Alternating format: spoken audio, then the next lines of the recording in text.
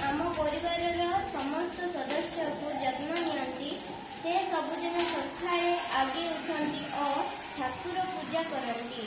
सबुदिन मो माँ मते स्कूल जीवाई बहुत प्रस्तुत कराती। मो माँ आम समस्त स्वादिष्ट खाद्य तैयारी करती।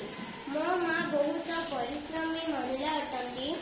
से आम घर को सफा सुतुरा रखती। से मो जेजेबापा और जेजेमा को सेवा करती। मो देह खराब हेले मो माँ जत्न नियंती। मो माँ गरीब लोकों को साहाय्य करती। से घरे मते पाठ पढ़ाती। जीवन में आगो को बढ़िबा पई से मते प्रयास दियंती। मो माँ विभिन्न गप माध्यम मते मौलिक शिक्षा दियंती। मो माँ मोर आदर्श अटंती। मु मोर माँ को बहुत भल पाए।